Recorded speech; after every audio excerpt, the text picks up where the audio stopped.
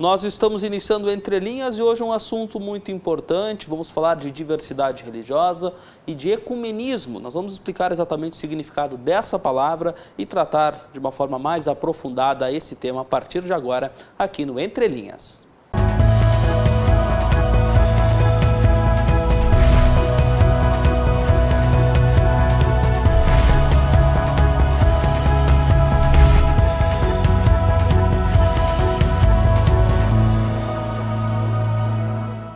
Boa noite, nós estamos iniciando o Entre Linhas aqui na TV Univates, canal 15 da NET, também canal 15 da Brasrede Arroio do Meio, e também você pode nos acompanhar pela internet, nas redes sociais, no Facebook, na página da TV Univates, do site univates.br/TV.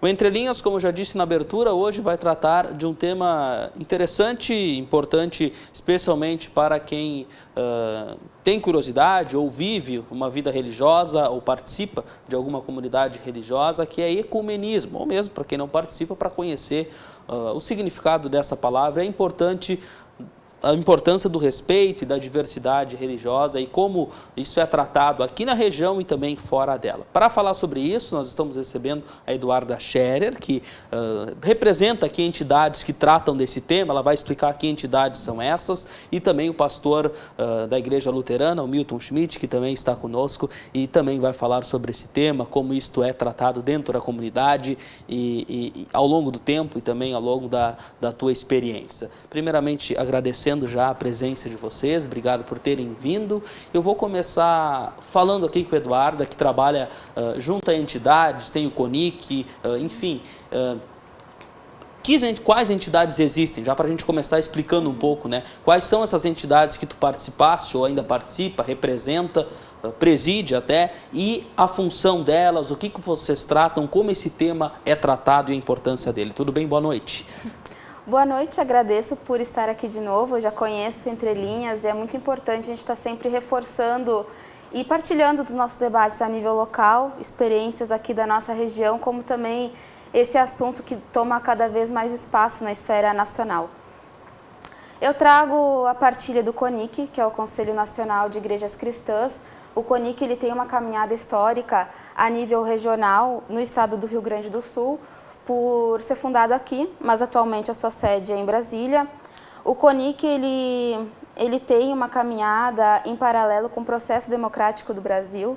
Então, a sua caminhada se faz como missão atual de promover essa interlocução entre igrejas, sociedade civil, sobre o assunto e a missão cristã, né, das religiões cristãs no espaço público de direito. Então, a gente promove esse debate com diferentes segmentos. Hoje a gente tem algumas das igrejas que são igrejas membros do CONIC, quanto Igreja Católica, Luterana, Sírio-Ortodoxa, Anglicana e Aliança de Batistas do Brasil. Essas 5 igrejas no cenário nacional, então elas se juntam e formam esse espaço, né, de promoção do ecumenismo, mas que também acolhem o diálogo interreligioso para mostrarem a todos os setores, esferas, religiões e também não crentes o quanto é importante o discurso cristão ser uma fonte inspiradora da ação social, mas também de proteção ao próximo, dessa acolhida que se faz através do respeito.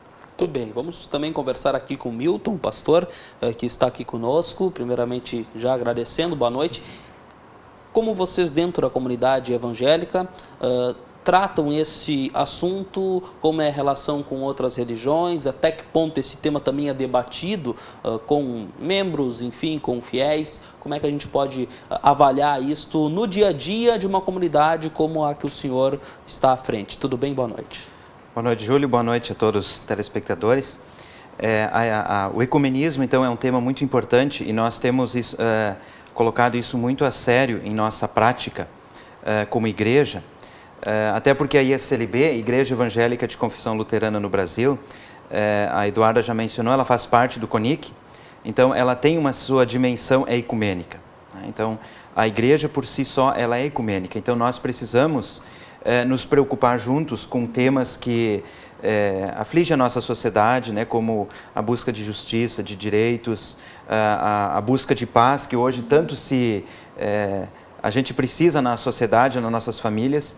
E nas nossas comunidades, todas as comunidades nesses mais de 13 anos de ordenação que eu trabalho, todas aqui no Vale do Taquari, paróquia de Cruzeiro do Sul e atualmente em Estrela, nós temos buscado vivenciar isto junto com outras igrejas.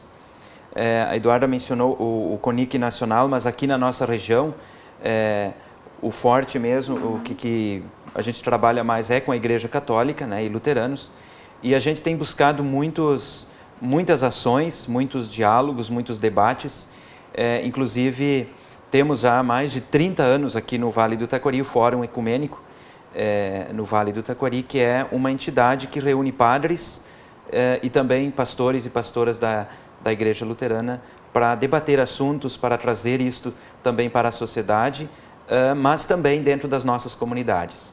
E os membros em si têm aceito muito boa essa proposta, porque é algo que vem ao encontro deles, né? É um encontro que precisamos para a vida, essa questão da justiça, do bem-estar, do respeito uns com os outros. Muito bem. A gente ouve muito falar aqui na região em culto ecumênico. Isso acontece muitas vezes entre luteranos e católicos. Como tu disseste, muitas vezes a relação de vocês é mais com a Igreja Católica. E aí muitos podem pensar que essa palavra tem a ver apenas com católicos e luteranos.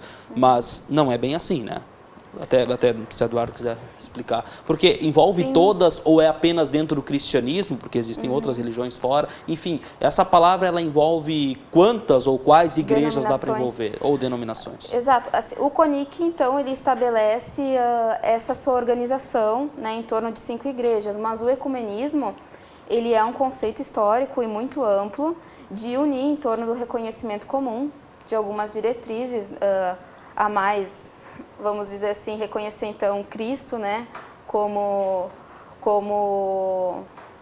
mestre, enfim, todo o seu exemplo e testemunho, quanto profeta comum, vamos dizer, né? Esse se referia então à ação ecumênica.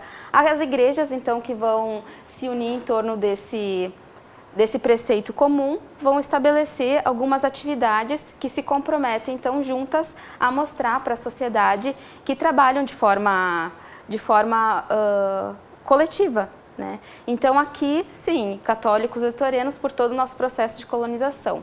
Mas, por exemplo, no Rio Grande do Sul, eu vou pegar o exemplo do qual eu falo que é o CONIC, e temos a Igreja Anglicana, né, também que está com nós, mais na região metropolitana de Porto Alegre. Mas há outras experiências então de caráter ecumênico, que então vão se unir, vão estabelecer formas de encontro e de atividades com essa filosofia ecumênica de ser. Há vários estilos de se professar ecumenismo dentro dessa perspectiva cristã, né? Pode ser a nível acadêmico, a um nível mais social, a um nível mais representativo. A gente pode falar daí de processos e marcos históricos da Federação Luterana Mundial e alguns segmentos de comissões do Vaticano, por exemplo, né, que tem suas comissões bilaterais que vão tratar do diálogo ecumênico a um nível mais de cúpula mundial e representativa, e tem experiências informais também, que são professadas por leigos, diferentes segmentos cristãos, que vão trabalhar então a sua forma, conforme o seu contexto social, real ou talvez clerical, o ecumenismo de acordo com a sua realidade. Isso no contexto cristão, mas é importante a gente informar que também existe a experiência do diálogo interreligioso, muito em voga hoje, então que a gente sai desse nosso universo cristão para ir em diálogo com o próximo, aquele que não crê também está dentro disso, né? Então o diálogo interreligioso, no sentido da gente também considerar o Brasil quanto um Estado laico, ele garante esse encontro dos crentes, de qualquer esfera, de qualquer dimensão. A gente tem ali religiões monoteístas, né, muçulmanos, judeus, todas as religiões também, hindus, budismos com seus derivados segmentos, as religiões afro, que também então vão estar nesse universo do diálogo interreligioso ao qual a gente também é chamado a se comprometer, e o universo dos não crentes, né, ateus, agnósticos, que então vão estar nessa luta em torno dessa liberdade de crença e convicção, que seria de fato a diversidade religiosa, que também foi mencionado na pauta da apresentação. Muito bem. Pois é, esse diálogo, e aí saindo um pouco desse contexto cristão, ele tem pessoas, cada vez mais pessoas que pensam nesse diálogo, né, que pensam inclusive em dialogar com pessoas que não creem. Como é que a população em geral reage a isso? As pessoas ainda são muito conservadoras, porque existem grupos que promovem isso, Sim. mas as pessoas elas aceitam isso já de uma forma melhor que há tempos atrás. Claro que uma das intenções deve ser essa, né? Mas como é que as pessoas vêm reagindo a esse diálogo, ou talvez a eventos que sejam feitos para promover esse diálogo maior com religiões daqui a pouco até quase que desconhecidas, ou com uma cultura totalmente diferente? Como é que é a aceitação disso, na tua ótica? Na caminhada que a gente tem, a gente percebe que existem experiências muito intensas do convívio interreligioso e que elas acontecem de uma forma muito dinâmica. O universitário aqui da Univates, ele tem essa convivência interreligiosa, porque quando a gente entra numa sala de aula, a gente não pergunta qual a religião do nosso colega ou do nosso professor. A dimensão interreligiosa ela é muito dinâmica, porque ela perpassa qualquer recorte da nossa vida, no trabalho, na família. E de uns tempos para cá, a gente vê que esse assunto é em voga. Por que em voga? Porque a religião ela se apresenta de forma muito ambígua na nossa sociedade. E daí eu volto para o nosso cenário cristão. O discurso cristão ele pode ser usado hoje, e é usado hoje, como algoz, como aquele que fomenta algum tipo de violência, e ora, e daí eu vou puxar para nossas experiências, como aquele que está contra qualquer tipo de violência e vai ao respeito, e vai pelo amor, e vai em luta e até se atira, né, em defesa daquela população que é vítima hoje de intolerância religiosa. Então, o que a gente tem no Brasil? São experiências fortes de que sim, a convivência ela é possível, sim, a convivência ela é necessária.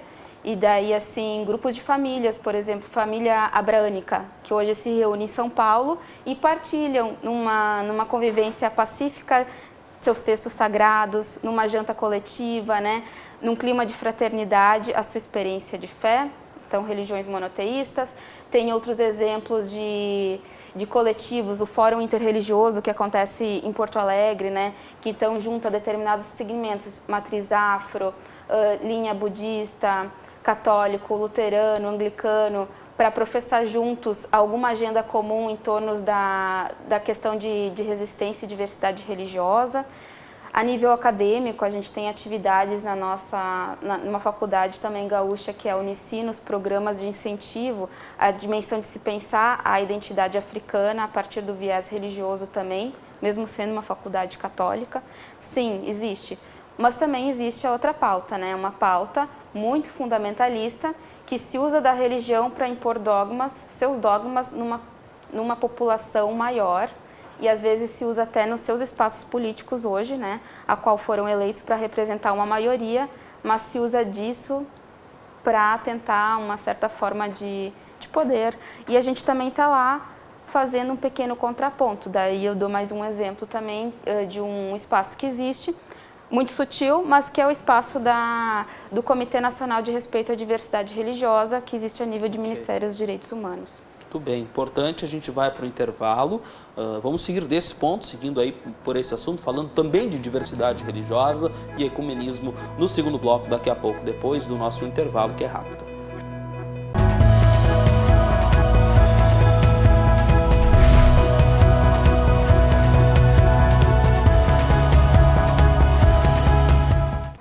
Estamos de volta, esse é o Entre Linhas aqui na TV Univates, canal 15 da NET e 15 da Brasrede. Estamos falando hoje sobre ecumenismo e também sobre diversidade religiosa, enfim, como essas relações vão se construindo aí ao longo dos últimos tempos. E para falar sobre isso, estamos com Eduarda Scherer e também o pastor Milton Schmidt, que comparecem ao programa. Pastor Milton, vamos trazer o assunto talvez aqui mais para a nossa região, que é o que tu mais convive aí no teu dia a dia, dentro da comunidade evangélica aqui. O que a gente pode falar de aceitação, que foi o que eu perguntei para a Eduarda antes. Como é essa aceitação? E é diferente, por exemplo, a aceitação dentro da comunidade e daqui a pouco essas mesmas pessoas fora delas, como a Eduarda falou, na escola, nas universidades, daqui a pouco lá se aceita melhor esse tema, mas quando o assunto é trazido dentro da igreja, dentro da comunidade, pode ser diferente? Como é que é essa aceitação dentro do que tu vê no teu dia a dia? Pois bem, a aceitação, sim, se a gente vai pensar a nível comunitário, no dia a dia da comunidade, nós precisamos pensar assim que as comunidades, instituições, têm toda uma história. Né? Então, nós vamos ver assim as comunidades católicas e luteranas pensando agora na nossa realidade como Vale do Taquari, que já foi lembrado, é tudo fruto de uma colonização. Então tem uma história por trás. Talvez assim, se a gente vai falar abertamente, principalmente com diversidade religiosa, que saia do seio luterano e católico, a resistência é bem maior dentro dos nossos membros, da nossa comunidade, né? Porque parece que isso já faz parte da sua história, caminhar, né? Mesmo que não é tanto tempo assim. E algumas regiões do nosso estado e país, mesmo luteranos e católicos, você comentou antes os cultos ecumênicos. Em alguns momentos, em alguns locais, isso também não acontece. Nós estamos aqui no Vale do Taquari, que eu vejo uma região muito privilegiada nesse aspecto, né? Então, assim, dentro das comunidades, na base da igreja, né, que são as comunidades, talvez a gente tenha um pouco de resistência. Mas fora disso, né, o que foi lembrado, universidade, escolas, nós refletimos muito ali na coordenação do Fórum Ecumênico, né? As pessoas, elas trabalham juntas, elas convivem junto como colegas de trabalho, colegas na escola, talvez vão no restaurante, né? Estão ali no momento de refeição conjunto, às vezes dentro da família existem pessoas de diferentes denominações religiosas, né? Então, por que não celebrar junto? Então, isso a gente tem defendido muito, né? Nesses cultos ecumênicos, celebrações ecumênicas, porque isso aproxima cada vez mais, né? Eduarda, você deve lembrar, o Júlio também tem acompanhado, e certamente muitos que nos acompanham também. Em 2017, nós celebramos 500 anos da Reforma luterana, e nós tivemos um evento muito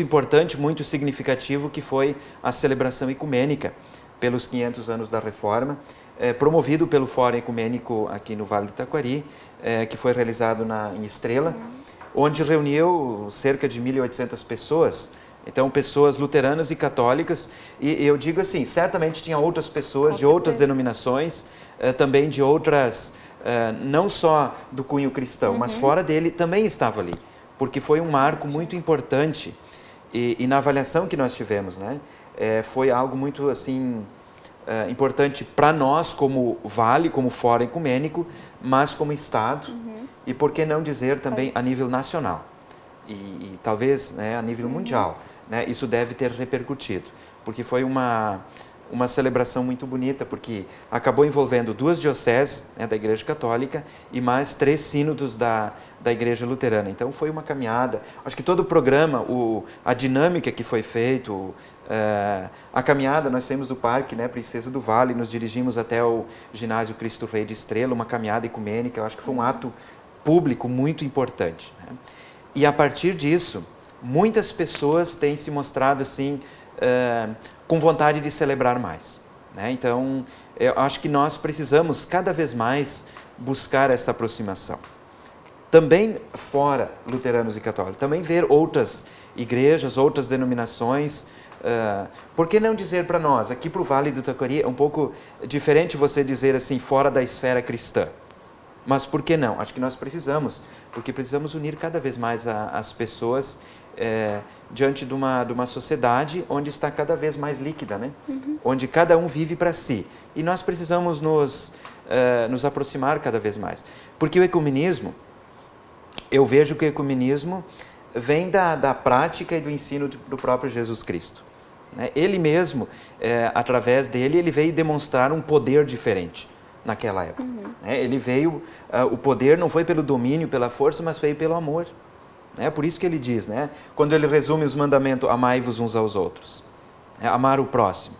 E nós aqui no Fórum Ecumênico, nós temos muito forte como base no Evangelho de João, a oração sacerdotal de Jesus Cristo, que dentro dessa oração ele pede para as pessoas que ficam para o discipulado, hoje somos nós os discípulos, a igreja são os discípulos de Cristo, né?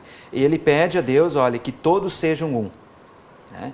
Então é isso que nos une e nos fortalece para continuarmos a nossa vivência, porque a gente vai ver, Jesus acolheu publicanos, fariseus, judeus e não judeus, enfim, ele foi agregando as pessoas, inclusive pessoas que na época eram excluídas, né? Podemos mencionar aqui crianças, mulheres, estrangeiros, órfãos, viúvos, né? Eram grupos que eram excluídos e Jesus veio de novo incluir. Eu acho que essa é a tarefa que nós temos como igreja, de alcançar esse abraço e esse acolhimento, né?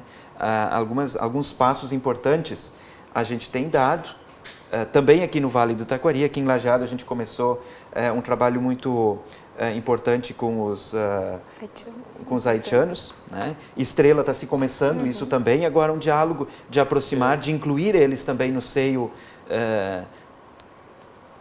principalmente cultural, social, mas também religioso, né? Porque eles também precisam fazer parte, que todos sejam um, que eles também sejam um com nós. Então esse foi o objetivo de Jesus naquela oração: olha, Pai, assim como Tu estás em mim, né? Eu estou em Ti, então que todos sejam um. Então é a busca, né? A vontade de Jesus, o pedido que Ele faz também implica para nós hoje, né? Que a gente possa fazer um grupo, né? E eu vejo ali ecumenismo. É muito mais do que trazer na mesa assuntos que dividem. Olha, você pensa esse tema assim, você pensa aquilo, né? Então a gente deve, eu acho que muito mais do que discutir aquilo que nos separa, trazer à mesa aquilo que nos une. Qual é a proposta que nós temos como igreja para uma sociedade mais feliz, uma sociedade onde as pessoas possam ter dignidade e viver com justiça.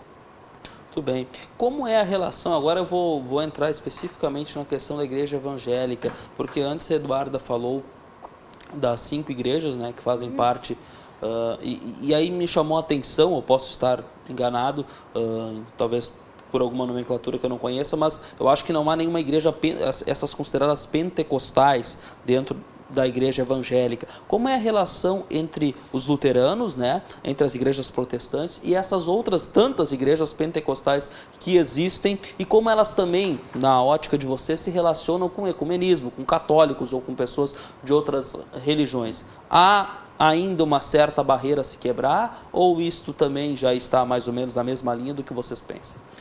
Eu creio que ali ainda precisamos avançar mais, né? Okay. Então, eu acho que a questão histórica, o CONIC, por exemplo, né? Nós fizemos parte do CONIC, nós como ISLB, Igreja Evangélica de Confissão Luterana.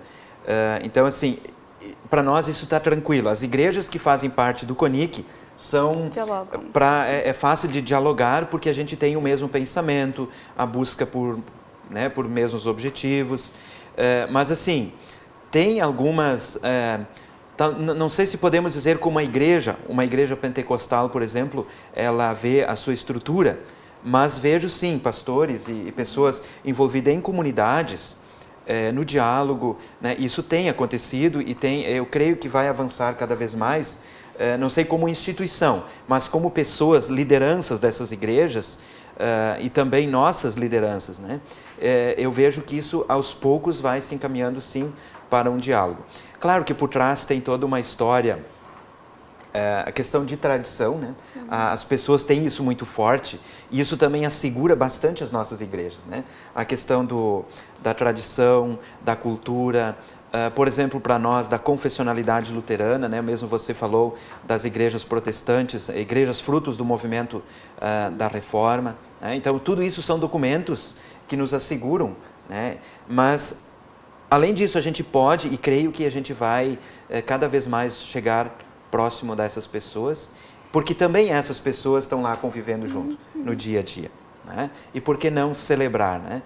Então, em uma das comunidades que já passei, a gente já fez celebrações, né, ecumênicas, luteranos, católicos e também com a Assembleia de Deus, né? Então, isso é muito gratificante para as pessoas, para a comunidade em si. Isso tem sido muito bonito, né? Eu cito assim, então, a comunidade de Cruzeiro do Sul, onde eu trabalhei. Então, isso tem acontecido muito bonito, uma parceria muito legal. Mesmo que sendo na história, dentro das representações, não é uma igreja que está dentro do cunho ecumênico, né? Então, eu vejo as experiências locais muito mais forte do que a nível, assim, talvez estadual ou nacional. Muito bem. A gente segue desse ponto do debate, enfim, do nosso bate-papo por aqui. Depois do intervalo, a gente vai para o nosso segundo intervalo. Daqui a pouco, o terceiro bloco do Entre Linhas aqui na TV Univates.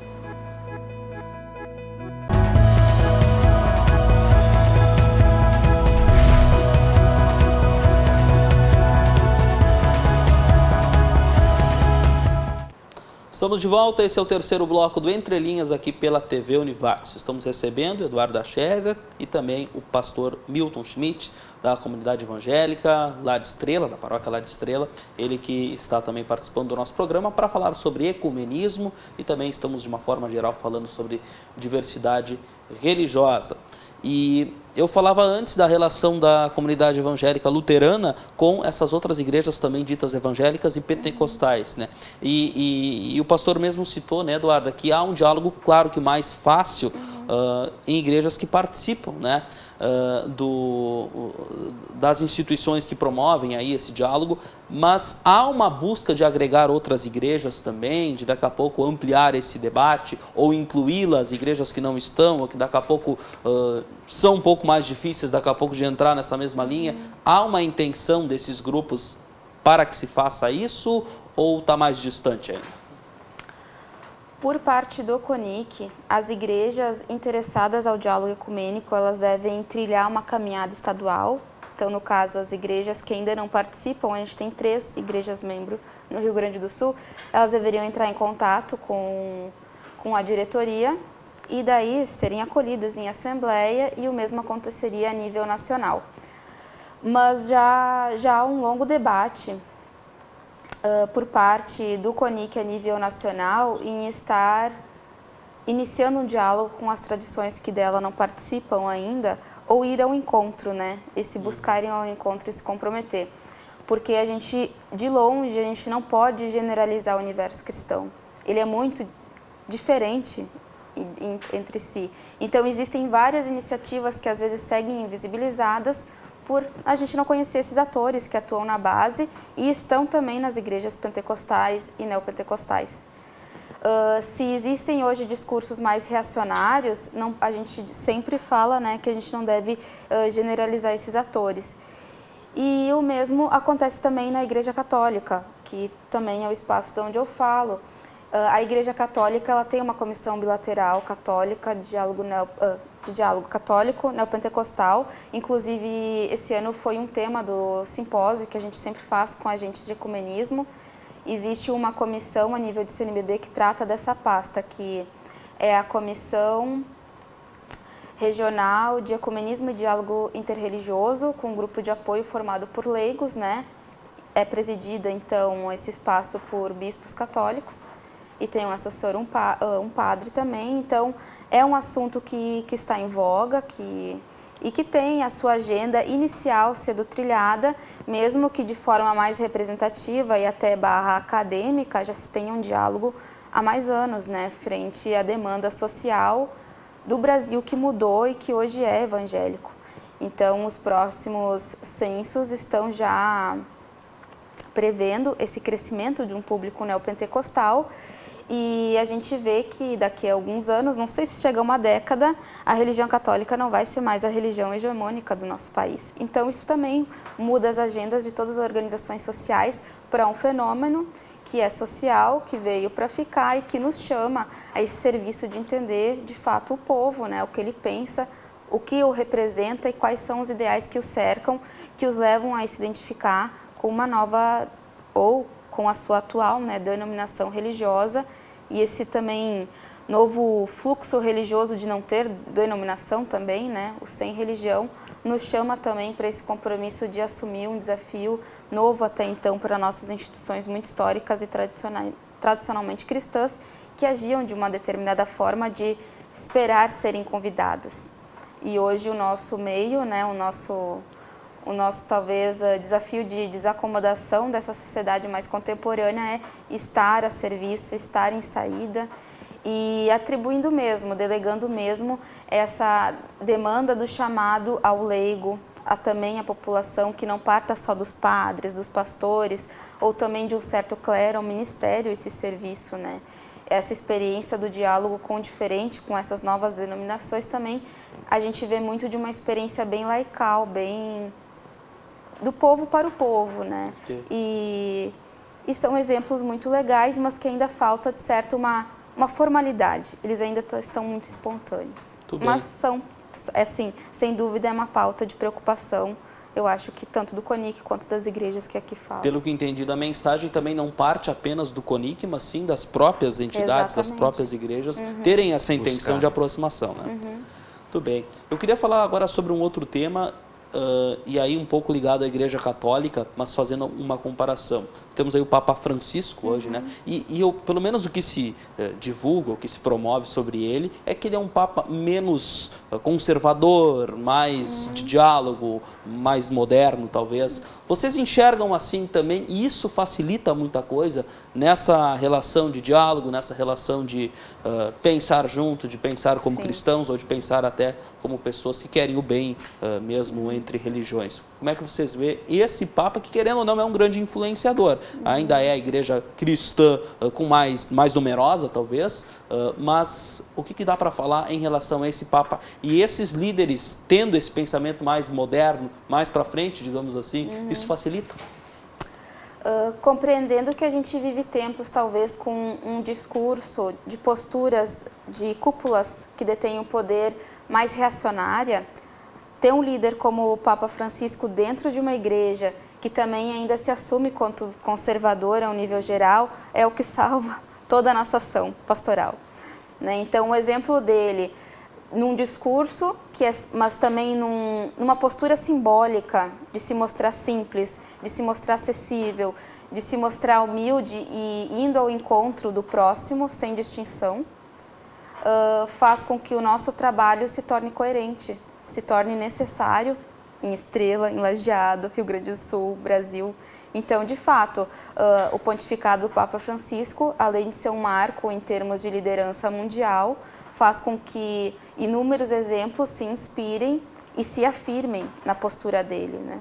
Porque, de outra forma, se a gente talvez tivesse um exemplo que se comprometesse a uma linha mais pautada na dogmática, na doutrina católica mais formal, como a gente tinha há décadas passadas, o nosso trabalho não seria impossível, pois ainda estaria fundamentado numa essência cristã, que é firme, que é sólida e que está aí. A igreja em si é ecumênica, mas na prática talvez a gente não encontraria um meio tão fácil de aplicá-la como se aplica quando a gente abre o jornal, vê uma declaração do Francisco. A gente vê na internet, nas redes, o encontro dele nos Emirados Árabes, né? Como não se tinha há muito tempo. Então, plenamente, essas lideranças hoje que a gente tem, não só do Papa, mas talvez outras lideranças que a gente poderia colocar, são gás à nossa caminhada local. E é também alguém mais próximo à nossa cultura, porque querendo ou não, ele é aqui da América do Sul, jesuíta, enfim. Novo olhar para a América Latina como um todo, né? Muito bem. Como é que vocês veem essa relação também e, de uma certa forma, também neste trabalho, você mesmo como pastor evangélico, mas esse trabalho de tentar a união, ele também acaba sendo beneficiado com a liderança da Igreja Católica sendo alguém já com uma visão diferente? Creio que sim. Eu acho que a liderança, por exemplo, o Papa, né? Você mesmo falou, é um líder que espelha não só cristãos, e eu digo não só católicos a nível mundial, né? Porque assim, constantemente a gente abre o jornal, ou mesmo nas redes sociais, pessoas têm compartilhado frases, pensamentos do Papa, e também pessoas não católicas e pessoas não cristãs, né? Então, o discurso dele, o diálogo dele, creio que tem aproximado, sim, e tem dado e está dando um impulso cada vez mais próximo de unidade, né? Também vejo, né, às vezes, dentro das instituições, vejo assim, talvez na Igreja Católica, alguns conservadores, né, acho ele um pouco muito liberal, porque, né, mas eu acho que para nós avançar naquele pensamento cristão, na frase de Jesus que todos sejam um, ele tem contribuído através das suas palavras, dos seus gestos, das suas próprias visitas para espaços que antes não se tinha, né? E agora, por exemplo, ele vai para um espaço, para um lugar a nível mundial. Isso está trazendo questões muito positivas, né? Então, vejo que para nós luteranos é muito bom isso, porque isso tem, claro que há passos lentos, creio que isso são passos lentos, mas tem contribuído sim para a união, a unidade cada vez melhor entre as igrejas, entre pensamentos e principalmente diante da vida, né, que está tão ameaçada. E a gente precisa ter e trazer para nós a vida digna, pelo qual também o próprio Jesus veio e diz, olha, eu quero que vocês tenham vida, né, e tenham vida completa, vida em abundância. Muito bem. Religiões que não têm tanto a ver com nossa cultura e que a nível mundial são muito grandes e muito noticiadas, mas que em algumas regiões do mundo, por exemplo, no Oriente Médio, a gente ouve falar muito sobre guerra santa, sobre guerra religiosa. Isso atrapalha, isso assusta. Por exemplo, antes você citou muçulmanos. Como seria a inserção, por exemplo, de um muçulmano, que existe aqui até na nossa região, mas, por exemplo, conversar com algum, porque daqui a pouco você tem uma imagem de uma determinada religião, ou judia, enfim, outras, eles só querem brigar, eles fazem guerra, não são pessoas do bem. Talvez aqui se tenha uma imagem através do noticiário, ou não tanto assim, mas enfim, eu faço essa provocação. Isso assusta as pessoas na visão de vocês? Isso pode atrapalhar um pouco o que se noticia sobre guerras em função de religiões, ou não tem tanto a ver com o trabalho local aqui? Vocês sentem isso na nossa população aqui? O que a gente ouve falar não ganhou mais importância, mas veio mais à tona pela pauta dos fluxos migratórios, é que sim, o ecumenismo / diálogo interreligioso, ele ataca diretamente as pautas relacionadas a terrorismo, a xenofobia e aos crimes de ódio, ainda contra judeus. Existem judeus que ainda são perseguidos, por exemplo, numa metrópole como São Paulo, né, que pela sua tradição histórica e por coisas que ultrapassam a Segunda Guerra Mundial e discursos de ódio que ainda sim existem, que não estão superados, né? É impressionante isso. E falar, assim, do público muçulmano e daí, assim, o universo, né? De quem a gente fala, de quais segmentos religiosos que a gente fala. A ação interreligiosa, ela vem muito para desconstrução desses próprios preconceitos. Então, se há o medo em função de um conceito criado sobre terrorismo, o diálogo interreligioso ele está lá para aniquilar e talvez para desconstruir totalmente a percepção de uma comunidade religiosa cristã sobre aquele público considerado até então terrorista. E sim, e essas comunidades hoje elas sofrem no Brasil também, porque elas têm o seu templo invadido, até a mando policial, para ser, sei lá, investigado, né? E algumas abusividades do poder público por essa compreensão do medo, né? Por essa questão do que estão fazendo ali, ou a gente não os aceita, ou essa premissa que eles vêm a trazer o mal, enquanto também eles só querem ter o seu direito à fé. Mas, assim, é um espaço que a gente tem para trabalhar a desconstrução desses preconceitos e também a gente não pode deixar de se falar que quanto a gente fala no Brasil quanto maioria cristã, mas em outros lugares do mundo a gente é minoria e a gente também está sendo perseguido atualmente, né? Em alguns países atentados acontecem contra cristãos, mas isso não pode legitimar nosso poder de ação aqui no Brasil para agir de forma violenta com outras tradições religiosas. Pelo contrário, por haver perseguidos e vítimas cristãs em outro lugar, eu mostro a minha solidariedade e eu mostro que eu sou superior a essas práticas aqui. Eu acolho quem é meu diferente, porque é isso então que me manda a minha doutrina cristã, esse testemunho do amor. O que é o amor? É um termo muito abstrato, né? Numa ação concreta, eu respeitar esse próximo em gestos muito firmes de justiça, de solidariedade, de fraternidade, de buscar mecanismos, então, a níveis técnicos, né, do judiciário, sei lá, níveis legais, que me comprometam, então, a zelar por essa segurança daquele que sofre aqui, porque poderia ser a minha tradição religiosa daqui a pouco em outro país, um outro cenário, né? Um outro cenário de Brasil. A gente não sabe nunca o que vem pela frente. Muito bem, nós estamos indo a mais um intervalo, daqui a pouco nós vamos retornar com Entre Linhas em seu último bloco.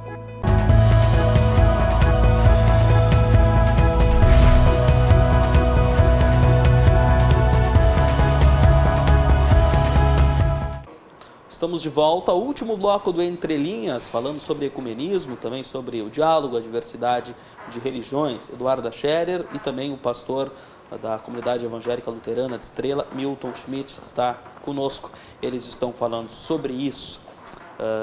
Falávamos sobre outras culturas. E agora eu gostaria também de saber, tudo isso que nós abordamos, de diálogo, né, de proximidade entre pensamentos diferentes, de aceitar o diferente.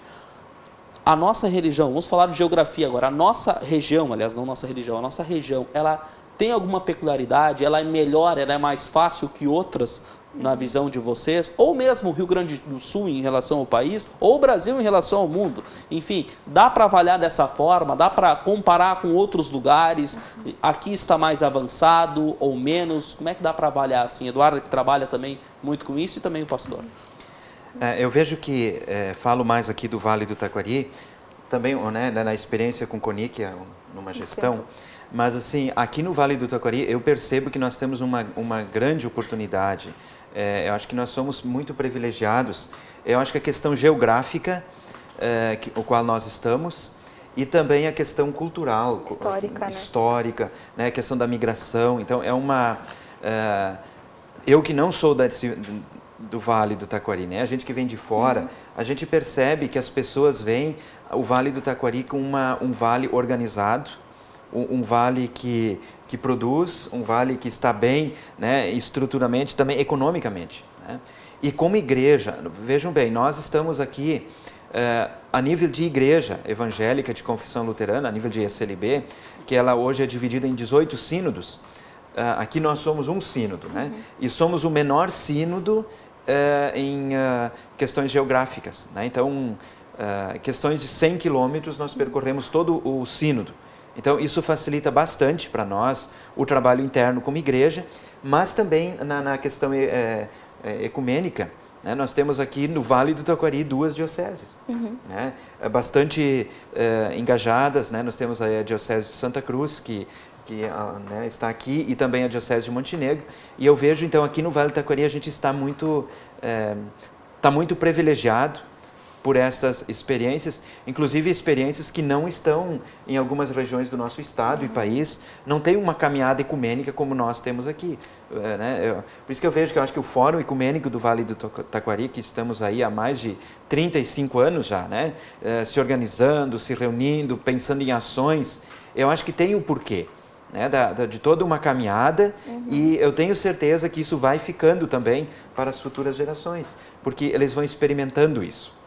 Então, eles vão vendo gerações que estão crescendo e estão vendo, não, isso é normal para nós, é normal, porque mesmo que lá fora não é, mas para nós é tranquilo. Eu ir participar de uma missa, eu participar de um culto, eu poder celebrar lá com o padre dentro da igreja católica, ou o padre vir na igreja luterana celebrar. Então, para nós isso é muito tranquilo, né? Então, eu vejo que isso, para nós aqui na região, é muito bom, muito gostoso. E falo isso com alegria também. Estamos avançados nesse sentido. Claro, temos muito a avançar ainda, né? Sempre é um desafio, é uma caminhada que estamos aí, mas muitos passos importantes e significativos já foram dados, né? Eduardo. Complementando o pastor Milton, é um terreno muito fértil que a gente tem aqui no Vale. Eu iniciei a minha caminhada na juventude católica e se eu estou no ecumenismo e milito há um tempo nessa esfera, é pelo testemunho de padres, é pelo testemunho de pastores e de agentes que estiveram sempre muito comprometidos com essa causa, mas não num sentido representativo de tomar isso como pasta de seu ministério, no sentido do testemunho, dessa convivência muito dinâmica, né? De se ter essa abertura fraternal a uma outra tradição. E isso é muito bom, eu acho que a gente respira isso quanto Vale do Taquari, num sentido católico-luterano, mas que facilmente é ampliado a outro segmento. Em outros grupos, espaços como o CONER e outras experiências aqui, Pastoral Universitária Ecumênica, a gente também viu essa abertura, essa sintonia e apoios locais que nos deram suporte para que ações fossem feitas e prosperassem, né, nessas iniciativas. Então, quanto Vale, estamos bem, eu acho que a gente tem muito terreno, porque ainda religiões são invisibilizadas, assim como etnias são, assim como outros tantos segmentos estão invisibilizados no Vale, né, por essa tradição germânica, italiana ser muito forte, muito presente, muito orgulhosa. A gente talvez tenha que avançar nesse outro cenário. A nível de Brasil que somos, qual a nossa identidade em termos de Rio Grande do Sul, mais ampla, né, do que o olhar europeu. Mas sim, estamos bem. O que eu sinto a nível talvez de Rio Grande do Sul e Brasil que eu possa reforçar é que a gente é um país diverso. Eu acho que a gente perde perde ou está quase equiparado em termos de diversidade religiosa se a gente fosse pensar como o país da Índia. Então, a gente pensa a Índia, uma vastidão de tradições. A gente tem isso em relação ao Brasil pelas populações indígenas, pelo próprio universo das religiões de matriz africana, pela Umbanda, que é uma religião tradicionalmente brasileira, que tem aqui. Então, é muito comum no perfil do brasileiro ele ser batizado numa tradição cristã, mas ser naturalmente propenso a buscar algo em outra fonte religiosa. E talvez isso seja um terreno fértil para propiciar esse diálogo. O diálogo, então, quando se fala em ecumenismo, o diálogo interreligioso ainda parece ser muito formal, muito representativo. Mas ele já acontece em determinado segmento, em determinada fase da vida de uma pessoa que ela está em busca, né, de perceber o sagrado, ou de perceber o que pensa, o que faz, como reflete, o que isso está ou não em sintonia com alguma outra força. Mas talvez na prática ela não perceba que isso de fato faz parte de uma caminhada ou de um sentido comum de busca por algo que possa ser trabalhado num coletivo, junto a uma comunidade de fé. Então, a gente tem esse terreno vasto para avançar, porque é o perfil do próprio brasileiro estar envolvido assim, por essa sintonia de pensamentos em que a fé faz parte de alguma dimensão da vida. Se não é uma fé religiosa, ela é uma convicção, ela é uma ideologia, ela é uma filosofia de vida que vai ali envolver cosmos, que vai envolver algum pensamento, porque a nossa ancestralidade talvez chame a isso, né? Então, o Brasil, ele tem talvez isso que o qualifica e o potencializa, talvez, para um diálogo mais universal, em detrimento de outro país que já é mais, mesmo que secular, já traz uma tradição religiosa mais oficial. Mesmo que a gente tenha a Igreja Católica ao lado do Império, no processo de colonização no nosso Brasil, por trás disso tudo é um recorte religioso, interreligioso, que veio nessa bagagem histórica, que a gente ainda não reconhece e que a gente ainda não o identifica. E talvez, né, depois de todo esse reprocesso agora que a gente vê da própria democracia como um todo, a gente possa enxergar a laicidade como potencial assim, de unir não novos representantes políticos, mas de novas lideranças de esferas diversas, que estão sim também na política, mas que em outros universos da nossa sociedade, e que juntos, por influenciar pessoas, influenciar as vidas das pessoas, possam trilhar um caminho comum de respeito, né, e de acolhida a todas as pessoas. Muito bem. Senhores, estamos chegando perto do final do programa. Se tiver algo que eu não tenha perguntado, que seria importante ainda relatar, por favor, fiquem à vontade. Já agradecendo a vocês, pastor, Eduarda, pela presença aqui no programa Entre Linhas. Muito obrigado por terem vindo. Nós agradecemos, acho que é uma oportunidade muito bonita, é gratificante para nós podermos conversar e dialogar sobre esse tema que é tão importante, né? Então, nós vimos ali desde o histórico bíblico, né, da experiência do próprio Jesus, e trazendo para a nossa vivência diária em nossas comunidades, né?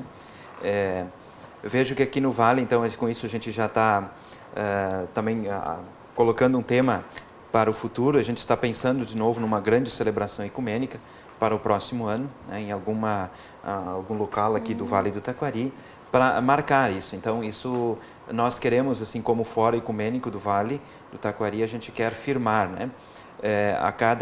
Em determinado tempo, a gente quer reunir, então, não só o clérigo, né? Porque isso a gente já faz, a gente estuda, a gente tem um momento de comunhão, nós temos momentos de debate, de estudos, né? Mas também para as comunidades, para as pessoas, para as experimentarem cada vez mais dessa veia ecumênica que é tão importante, né? Então, vamos prosseguir. Eu creio que nós precisamos avançar cada vez mais e animar assim cada vez mais as pessoas para buscarem conhecer, né, o que é o ecumenismo, como é que nós podemos nos aproximar uns dos outros, como nós podemos, como eu, como pessoa, como família, como instituição, seja ela ligado já ao cunho ecumênico ou não, como é que eu posso buscar informações para me aproximar e fazer, enfim, nós sermos realmente o povo de Deus, né? O povo amado de Deus, o qual clama por justiça, clama por paz, clama por amor. É isso que a sociedade está necessitada. Então, muito obrigado pelo espaço. Muito bem, Eduardo, obrigado também por vir e se tiveres algo a dizer ainda, por favor, fica à vontade, mas já agradecendo a tua presença.